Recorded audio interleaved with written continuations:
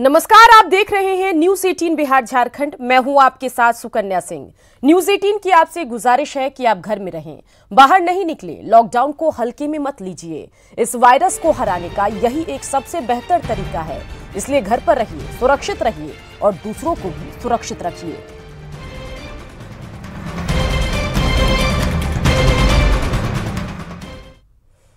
चलिए सबसे पहले जान लेते हैं देश भर में कोरोना को लेकर अब तक की अपडेट क्या कुछ है। देश में कोरोना से अब तक 1074 लोगों की मौत हो चुकी है। पिछले 24 घंटों में 67 लोगों की मौत हुई है। कोरोना के कुल मामले 33,050। पिछले 24 घंटों में 1,718 नए केस। अब तक 8,325 लोग ठीक हुए। बिहार में अब तक 403 कोरोना मरीज। 24 घंटे में बिहार में 37 मामले। बक्सर और भोजपुर से 4 नए मरीज। झारखंड में कोरोना मरीजों की संख्या 107।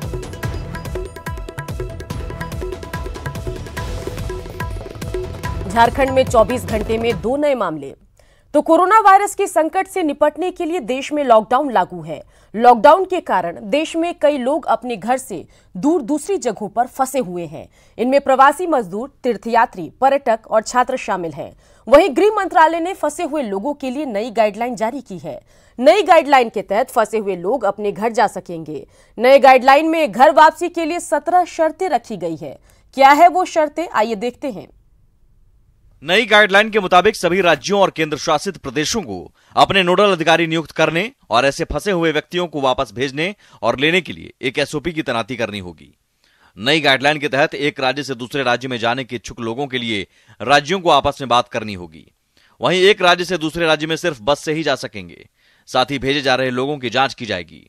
जांच के बाद ही लोगों को आगे भेजा जाएगा। अपने गंतव्य पर पहुंचने पर ऐसे लोगों को स्थानीय स्वास्थ्य अधिकारियों के जरिए क्वारंटीन किया जाएगा। साथ ही इन सभी लोगों को आरोग्य सेतु ऐप के उपयोग के लिए प्रोत्साहित किया जाएगा। मोदी सरकार ने बाहर फंसे लोगों के लिए बड़ा फैसला लिया। इससे बिहार के बाहर फंसे छात्रों, कामगारों, पर्यटकों और तीर्थयात्रियों को बड़ी राहत मिली है। हालांकि इसके लिए कुछ शर्तें भी रखी गई है। इधर फैसले के बाद बिहार के नेताओं ने इसका स्वागत किया तो सरकार ने अपनी परेशानी भी बताई।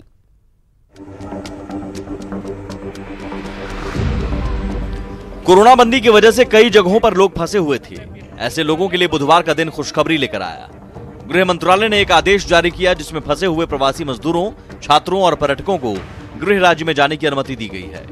हालांकि इसके लिए 17 शर्तें रखी गई हैं। इधर पहले से केंद्र सरकार के पाले में गेंद डाल रही बिहार सरकार के डिप्टी सीएम ने हाथ खड़े कर दिए हैं और साफ कहा है कि प्रवासियों को लाने के लिए हमारे पास संसाधन नहीं है। देखिए, रेल चलाने की तो अनुमति दिया नहीं भारत सरकार ने, तो बसों से ही लोग आएंगे। और जो संबंधित राज्य, नहीं हमारे पास कहाँ बसें हैं कि इतने राज्यों से लोगों को आना है, तो जो लोग आएंगे तो वो राज्य सरकारें उसकी व्यवस्था करेंगे। डिप्टी सीएम भले ही अपनी परेशानी बता रहे हों, लेकिन सत्ताधारी दल से जुड़े नेताओं ने इसका स्वागत किया है। इधर तेजस्वी यादव मानते हैं कि यह आरजेडी की जीत है, क्योंकि वे कई दिनों से इस मुद्दे को उठा रहे थे।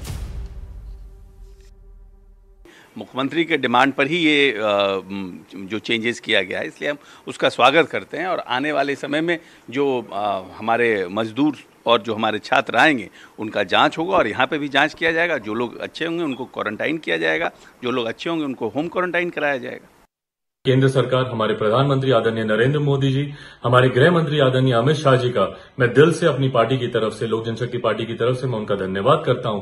अब मैं उम्मीद करता हूं कि आदरणीय नीतीश कुमार जी, आदरणीय मुख्यमंत्री जी जल्द से जल्द उचित व्यवस्था करके जितने छात्र हैं, जितने मजदूर हैं जो विभिन्न राज्यों में फंसे हुए हैं, उनको जल्द से जल्द बिहार प्रदेश वापस लाने की व्यवस्था करेंगे। यशस्वी प्रधानमंत्री जी के प्रति और माननीय गृह मंत्री जी के प्रति विशेष तौर पर आभार व्यक्त करते हैं अपने तरफ से और बिहार के आवाम के तरफ से।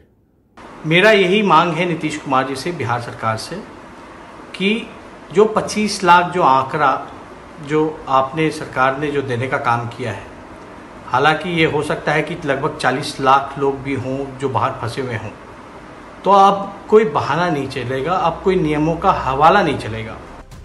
दरअसल सीएम नीतीश कुमार समेत कई राज्यों ने प्रधानमंत्री नरेंद्र मोदी और मुख्यमंत्रियों के बीच बैठक के दौरान इस मुद्दे को उठाया था और इसके लिए केंद्र सरकार से दिशा निर्देश मांगी थी ताकि समन्वय और सुव्यवस्थित तरीके से इसे अंजाम दिया जा सके। अब केंद्र ने हरी झंडी दे दी है, लेकिन देखना होगा प्रवासी मजदूरों की घर वापसी कैसे और कब होती है। Bureau report, news 18।